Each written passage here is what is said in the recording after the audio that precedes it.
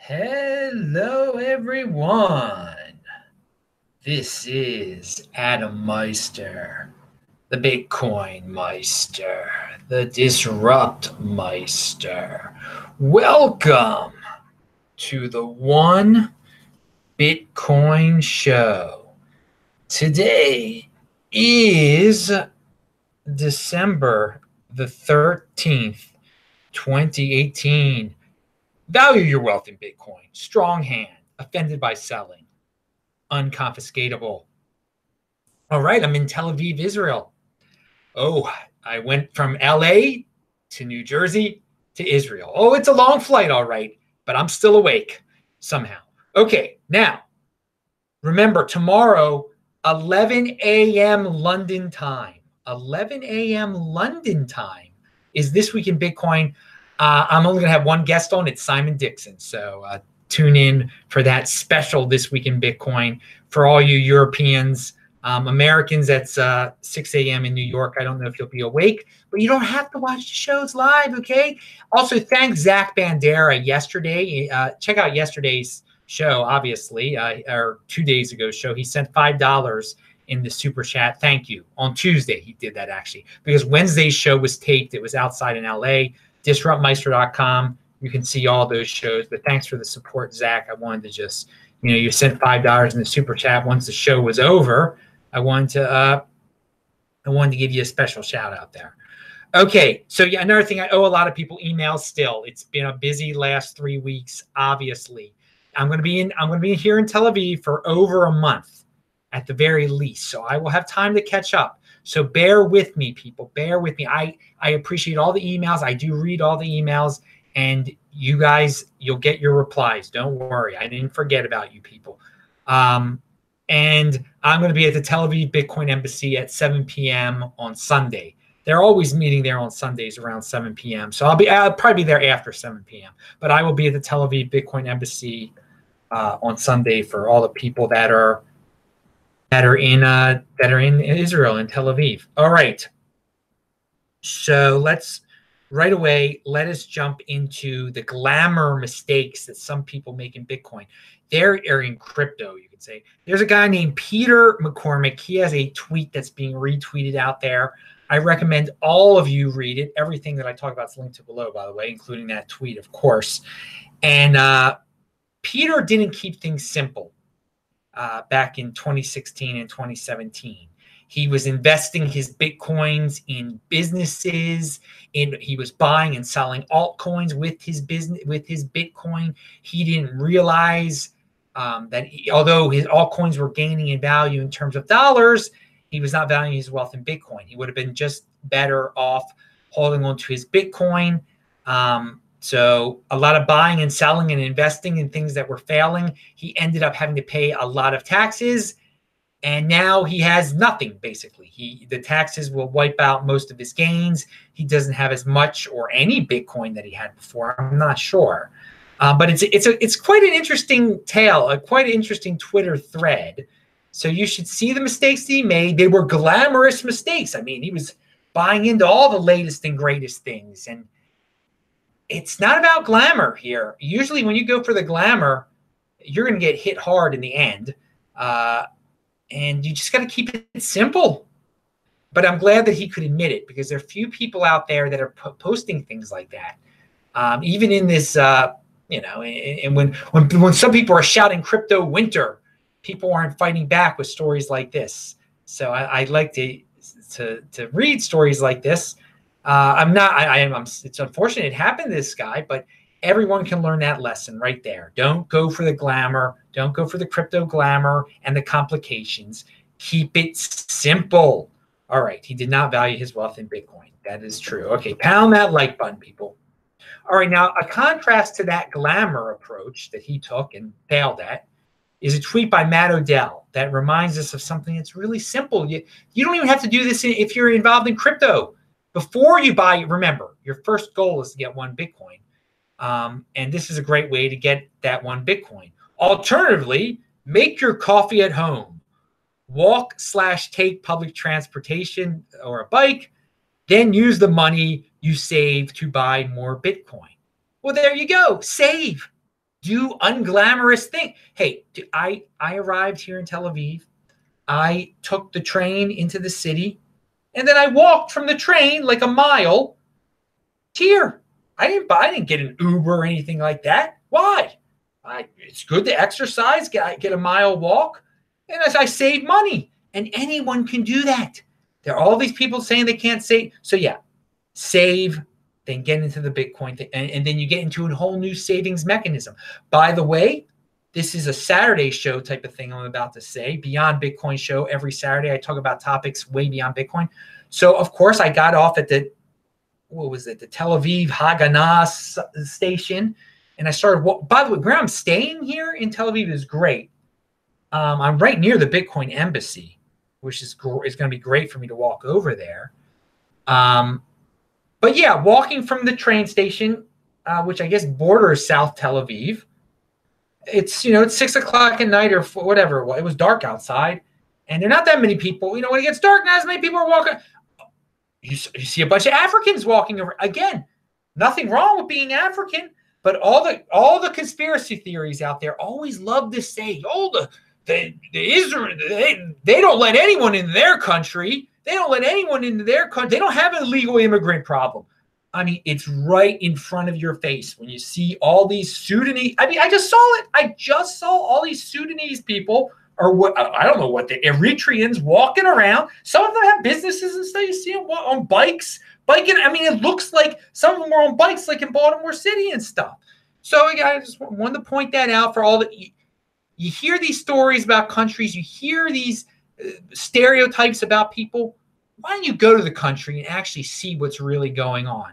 There are many liberal Jewish people. That cannot be denied. But they're liberal in the United States. They're liberal in Israel. They believe in open borders in Israel. They believe in open borders in America. But anyway, you like to scapegoat. I want to just put that out there, that if you actually came to Tel Aviv, you would immediately notice the illegal Africans on the streets of Tel Aviv. They've come here illegally, and they haven't been kicked out. I mean, they see them right there. And no, they're not Ethiopians. They are illegal Sudanese. I should interview some. I should do a show from the streets so you can see the Africans that are out there the Jewish supremacists. They only let Jews in. Go look out there right now. They're out there right now. Well, now it's 1 a.m. here, and I'm doing this show. Oh, God. Yeah. Every day, a new show is posted here. Every day. Remember that. And I go to great lengths to do that. I could have gone to sleep, but it's my pleasure, baby. Pound that like button. All right. So what else is going on? Tallycoin.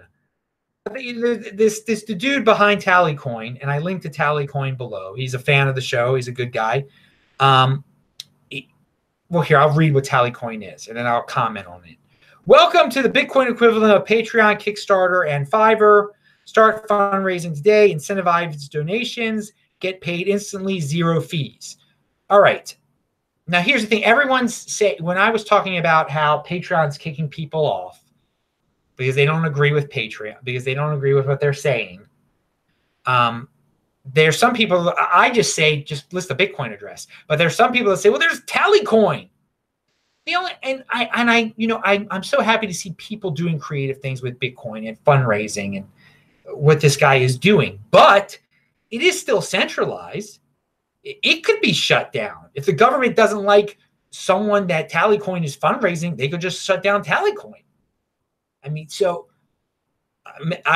maybe I need to learn more about Tallycoin. I don't know. I don't have too much time lately, but I wanted to mention it because the guy is up to good things, and people want alternatives to Patreon. I think the easiest alternative to Patreon is just to list a Bitcoin address. But here your Tallycoin. Other people have mentioned Tallycoin also, so there you go.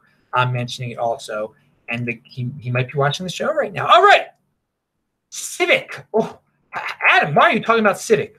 Well, first of all, I signed up for Civic. I guess it was in 2016 or 2017 when Vinny posted this thing out there that said you would have free identity protection. Now, when I say signed up, I didn't buy like an ICO or anything like that. They were providing a service where if you gave them your information, they would give you free identity protection, which I thought was great. And that was the direction they were going in back then. Well, it's changed a little bit. I got this email. It's also linked to below. It says the email says something similar to this. Starting in January of 2019, Civic will no longer be offering identity theft protection services. That's what it was, identity theft protection services. As we started to build our solutions for data protection and privacy, we realized that identity theft protection is just a band-aid for a larger problem, secure identity verification. It is also a service very much focused on solving the problem for U.S. residents only, due to the nature of the product. Civic has much bigger global ambitions. Well, that's nice. And we want to, they've most bigger global ambitions, so they're not giving me my free identity protection, theft protection anymore. Okay. And we want to reinvent how identity is. Now, by the way, when I signed up for it, there was no ICO or anything like that. It was just, he created a business. Didn't have to do with cryptocurrency at all at the time. And we want to reinvent how identity is managed worldwide. Thanks to the emergence of blockchain and its practical applications, more than ever, we are convinced that widespread adoption of blockchain-based digital identities will completely remove the need for identity theft protection services as they are today. The thing that kind of worried, well, I like that supposedly I was getting free identity theft protection. Okay, obviously I like that, but they're cutting that out. Because again, so when you get down with any new tech business, they can just change and pivot and not give you what you thought you were getting originally. And again, I paid nothing for it, so why complain? But I'm pointing that out. These businesses can pivot, and their leaders think they're pivoting to something better. All right. Well, here's the thing: if we're all going to have these blockchain identities confirmed by Civic, I don't know. I just see that as like a world ID card or something. I see like a dark side to this. I haven't read the white paper or anything like that. I'm just, I've only glanced at the Civics. Again, I'd say only buy Bitcoin. Why? Blockchain doesn't solve everything. We'll see. But I could see a situation where maybe I'm trying to do business with a company, or a person is trying to do business with us. I don't try to do business with any companies. I just care about Bitcoin. But a person's trying to do business with a company, and they're like, well, Civic has provided us information, and you're not you. But I am me. No, I'm not. No, Civic says you're not you. Civic is the global ID provider. You see, there's a dark side. Hey, I'm just pointing out they took away the free ID. And then, again, so let's get off of Vinny for a second. All of these ICOs, any business out there can just change. If they're centrally controlled, they can change. They can be a garbage business. They can change from selling diamonds to selling garbage if they want to. That's the thing. Bitcoin, it doesn't change. It's just there, and it's boring, and that's great. How about that for tying it all together? So let's talk about some more insider info, because it's not really insider info, but only the people paying attention with good attention spans and deferral of gratification skills actually understand this, what I'm about to read. And this is Matt Odell. The fact that we are having this conversation is exactly why halvings are never fully priced in. Coupled with fears of a mining death spiral before every halving, the market never properly prices in the upcoming supply shock, even though it's known. So this is another, he was in a big discussion with someone about, is it priced in? Is it priced in? Is it not priced in? And the mere fact they're having the discussion is it's not priced in. There's a lot of ambiguity out there, despite the fact that everyone should know that the supply is going to get cut in half. But people get distracted with the crypto noise of the death spiral. So a lot of people are worried about the death spiral, the mining death spiral. So they don't want to. They're not buying up Bitcoin beforehand. They're not boosting they're selling it. They're scared. So this effect, again, the price, it's not priced in there. It's not properly priced in. That's a tweet that reminds us of all that. Check it out. All right. Where else do we have here? I talked about Civic. I talked about Matt Odell. Yes, Simon Dixon tomorrow, 11 a.m. London time. That's 1 p.m. in Tel Aviv and 6 a.m. in New York. Ouch. 3 a.m. in LA. For all you've let, yeah, it'll be a wet. I'm going to have some strange times when I'm in Israel. I'm going to have some strange times for this weekend. For all my shows will be on at odd times. This is an odd time for me, I guess, for you guys eating dinner on the East Coast. But get used to, things change. I travel all around. It's a fun time. Things other people are tweeting about that I don't care much about because I know that things like this are eventually going to happen. This is from CoinDesk. I don't like the link to CoinDesk. Germany's second largest stock exchange, Börse Stuttgart, is set to launch crypto trading in the first half of 2019. A lot of people are tweeting about that. I just thought I'd mention it. Things like this are going to happen in all sorts of Western countries, all right? It's just a matter of time. Be patient. What a world it will be in the year 2022. Who knows? There'll be many more examples of this kind of thing that's going on in Germany. Oh, I had a question from Josh in the chat the other day. Now I answered it in the chat, but I'll elaborate. He says, when Trezor has an update, do you move your Bitcoin from the Trezor to another Trezor and then do the update on that first Trezor and then move? No, I don't do that. Actually, I hardly check my Trezor, like ever. So I avoid, and then when I see they're recommending an update, I don't even do it. And once they forced me to do it, I remember that. And then there was another time I did it. But no, I don't. What I did was I did the test. You can test your private seed. You can test your private key without typing it into the keyboard. There's an option. It's called Advanced Private Seed Check. Okay? I did that. It checked out. So my recovery seed, my 24 word recovery seed is correct. So if I did one of these updates and everything messed up, I would just re-enter I have confidence in my 24. That's my private key. That's my private key, basically.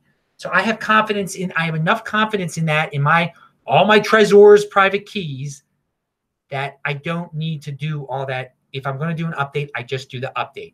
If it erased everything, I'll just put in the private key again. Okay. So no, I don't go to those lengths. What I recommend people do is do the advanced private key test on the Trezor allows, and that you don't have to type in the seed words, the 24 seed word, whatever it's called, 24 seed word recovery test. You don't type it in on your keyboard. You type it in on the Trezor. It's fun. And yes, you can do it with the Trezor model, the first one also, of course.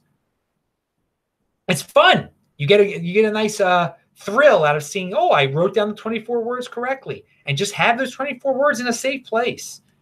That's important too. All right, going back to the show.